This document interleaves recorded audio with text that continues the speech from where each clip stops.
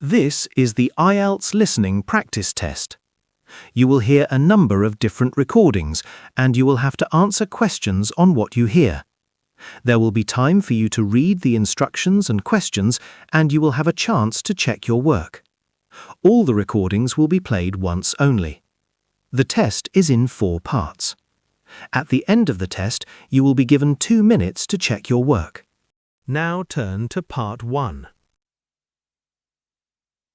Part 1. You will hear a woman phoning to inquire about sailing courses. First, you have some time to look at questions 1 to 6.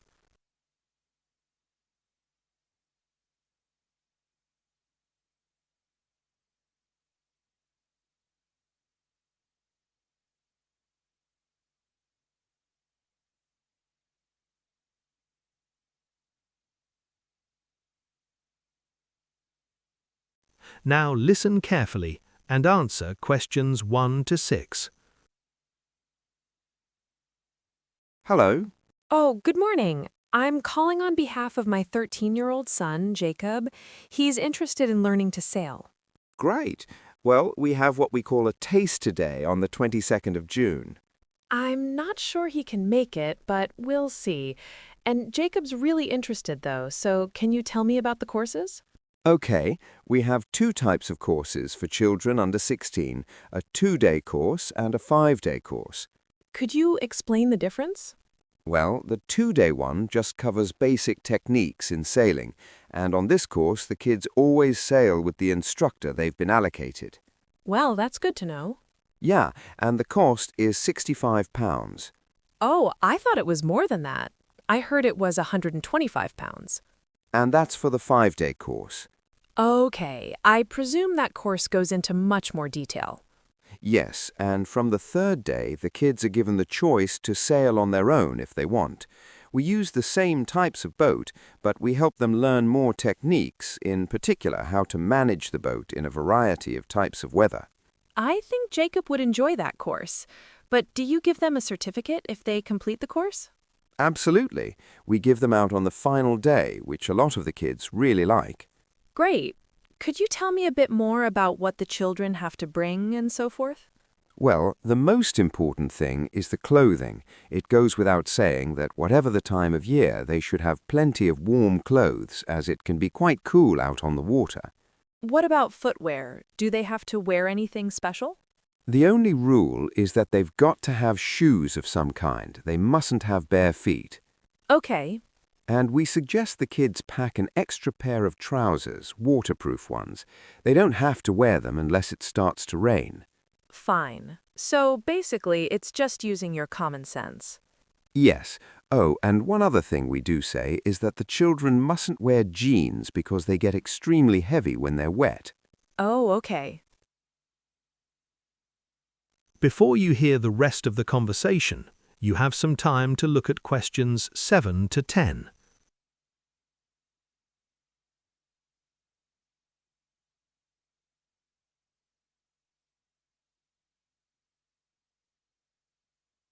Now listen and answer questions 7 to 10. Oh, one thing I forgot to ask is whether it's possible to get a meal anywhere? I'm afraid not, but we do have a shop called the Marina Stores where he can get a snack.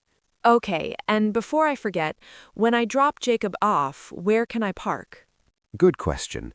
There's spaces near the entrance, but you have to pay for them. However, there's no charge for the car park just by the bridge. Do you know it? Oh, yes, I know what you mean. Now, we do need you to fill in a registration form. You should send that in a couple of weeks before the course starts. The form is on the website, but we ask you to print it off and add your signature. Yes, of course. What sort of information do you need? About your child's swimming ability, any special requirements, and so on. Will he need to know who his doctor is? Yes. We've just recently changed surgery, so I'll make a note to get that. And one more thing, there's a separate form on the website which is optional that asks whether you're willing for photographs to be taken during the course. Yes, of course. No problem. Great, so I'll send you an email for confirmation then. That is the end of Part 1. You will now have 1 minute to check your answer for Part 1.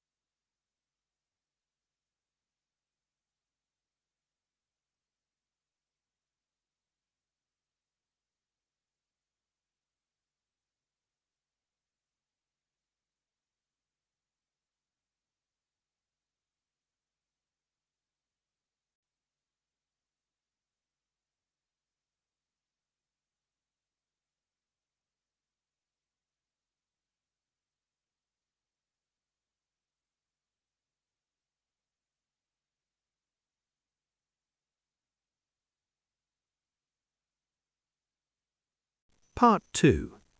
You'll hear part of a radio travel program about a tourist resort called Stanley Island. First, you have some time to look at questions 11 to 15.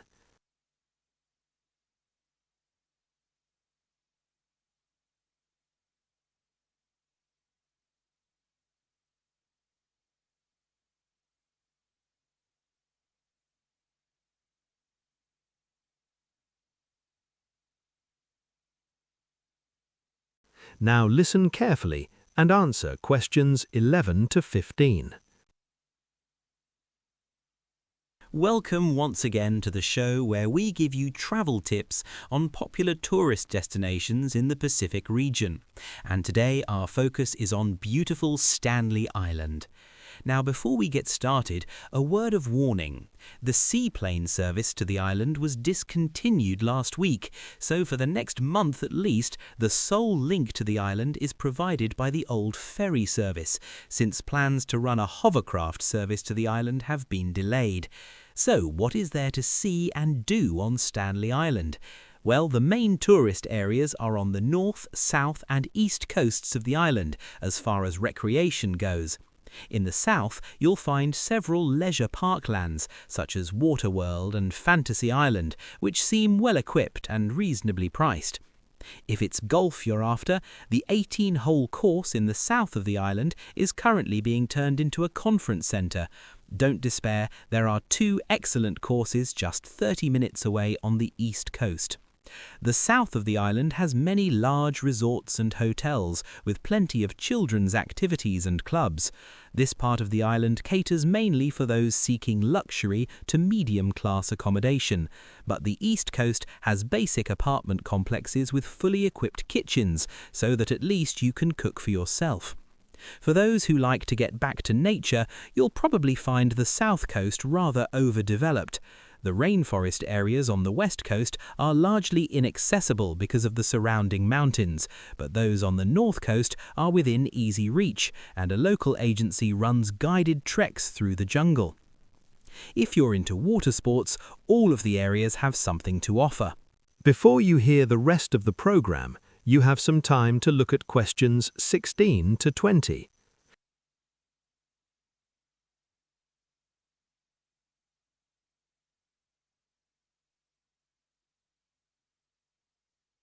Now listen and answer questions 16 to 20. Now, here are a few bits of advice for those visiting the island for the first time to make your stay safer and more enjoyable. The island is generally safe, but it's best to take a few precautions. If you're on any medication, bring this with you. It may not be available on the island. And it's also a good idea for everyone to pack some insect spray in their luggage. If you're thinking of going into the more mountainous region in the west of the island, let someone know where you're going. And remember, the reception for your mobile phone may be unreliable, so don't depend on that. Take your own water. Don't drink out of rivers. You're likely to come across lots of monkeys. They're cute, but watch out as they can bite. Finally, when you're back in the more inhabited areas, take a break from steak and do try the local seafood. It's fresh and very good value. That is the end of Part 2. You will now have 1 minute to check your answer for part 2.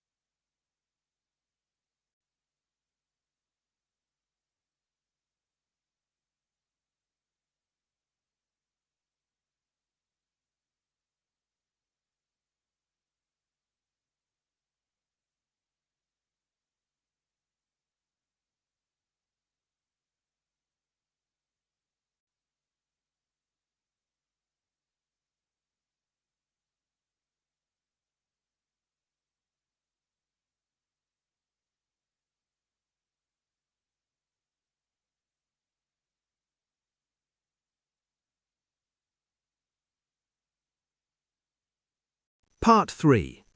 You will hear a business student called Laura talking to her tutor about some research she is planning to do on employee absence.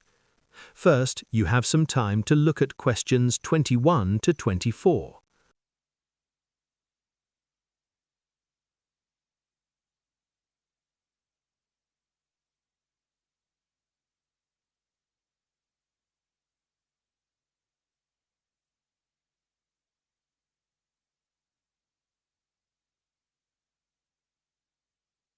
Now, listen carefully and answer questions 21 to 24. Hello, Laura. Have a seat. So I understand you're planning to investigate absence from work for your research project. That's right. I'm going to base it on a local company called Burcock Engineering. Is there any particular reason why you've chosen Burcock? Well, I'd originally thought of asking another company, FG Engineering, because I did my placement there and I knew the staff there. But the CEO wasn't very keen. But she knew the managing director at Burcock, and she spoke to him and then he got in touch with me. Apparently, absence is a major problem there, so he's quite interested in having it investigated. Okay. So, my central theme is absence, but I'm thinking of concentrating on long-term absence. I thought that might allow me to give more helpful feedback to the company. If I were you, I wouldn't be that specific. I'd look at absence as a whole. You might get more interesting results. Oh, okay. So what's the main thing you expect to find? Rises in absence rates over time? Not really. Initially, I wondered if workers often take time off without real justification, but I think that would be hard to determine. So, well, I think I may find that it's something to do with what sort of job the employee is doing. Okay. Now, have you thought about how you'll get your information? Well, first of all, I need access to the company records. Yes, obviously you'll need overall absence figures, though it's unlikely they'll let you have them for individual workers, and you probably won't have access to personal information like when they were born, but you should be able to use anonymous details like the type of work they do or how long they've been with the company. Okay. Before you hear the rest of the discussion, you have some time to look at questions 25 to 30.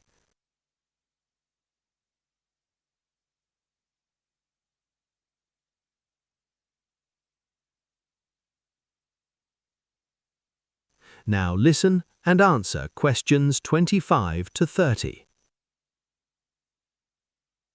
So let's think a bit more about your questionnaire.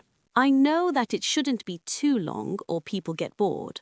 No, but if it's too short, you don't get enough information. The trick is to get the balance right. I think the questions should be closed questions too. Do you mean where people choose an answer from a list? Yes. But then you miss the chance of getting unexpected information, so I'd include 1 or 2 open-ended questions too. Okay, and I won't ask for names or addresses or anything. No, it needs to be anonymous, and after you've drafted it, you need to give it to at least one person to check there aren't any problems, so you need to leave enough time for that and any revisions necessary. What about the covering letter that I'll send out with the questionnaire? I'll need to introduce myself and explain what the questionnaire is for, but what else should I include? I'd reassure people that the survey isn't going to be used to assess them personally, otherwise they might choose not to take part. Yes, I'll make that clear. And what about when they do it? Will they be allowed to use work time? That's really up to their manager, but you should say roughly how much time it will take. Okay. So now you need to produce a schedule with dates, for example, when you'll send out the questionnaire. Yes, okay.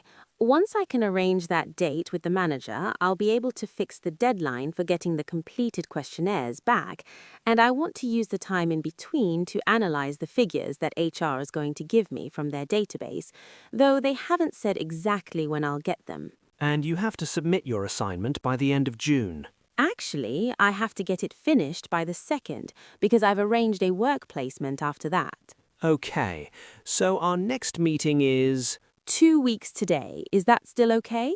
Yes, and in the meantime, I'll send you a book list you should look through for your research. That is the end of Part 3.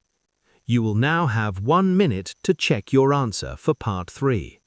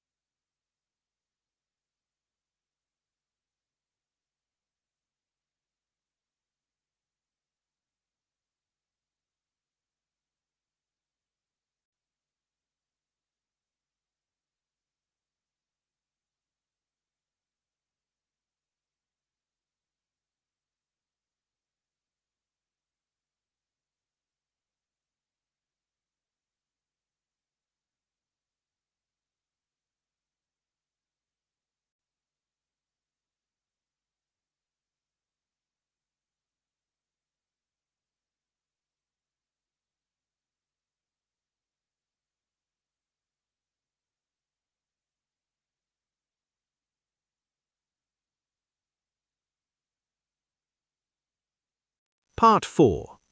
You will hear a lecturer in development studies talking about transhumance, that is, the way groups of people move from place to place with their animals. First, you have some time to look at questions 31 to 40.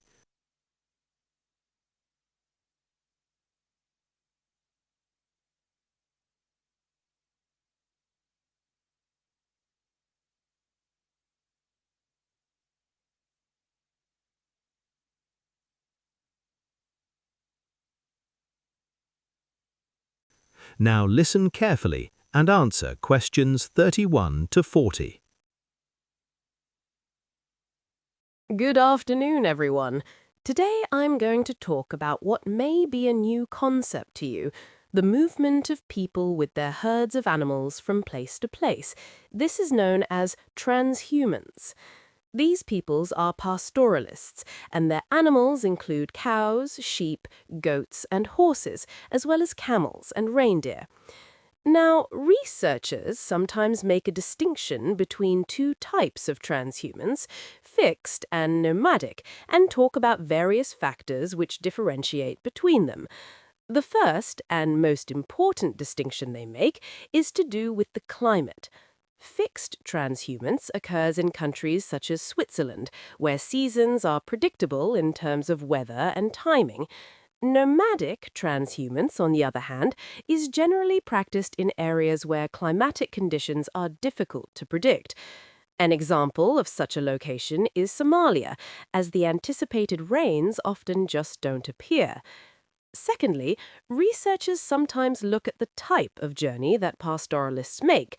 The movement for fixed transhumance is sometimes known as vertical because it typically consists of a journey from lower ground in the winter season to higher ground in the summer, and vice versa in the winter. Of course, animals frequently follow these kinds of migration patterns themselves. Nomadic transhumance generally takes place over a longer distance, and it's far more complex. The actual pattern varies from year to year, and it's determined primarily by the animal's needs for grass and also for water. Another distinction is sometimes made in terms of homes. In the case of fixed transhumance, the group will typically have permanent homes in the valley and a shelter which is semi-permanent in the mountains, such as a cabin, to offer some protection from the weather. In nomadic transhumans, however, the pastoralists always live in temporary shelters which are transported by their livestock from place to place and are usually light and portable. In northern Kenya, for example, the Gabra pastoralist carries the frame of his home on his camel and then covers it with branches when he stops for the night. A fourth factor often mentioned is the number of people taking part. In the case of fixed transhumance, only the people who actually look after the herds move. These are normally the young ones, because they can withstand adverse physical conditions more easily. By contrast, in nomadic transhumance, the whole group moves with their livestock.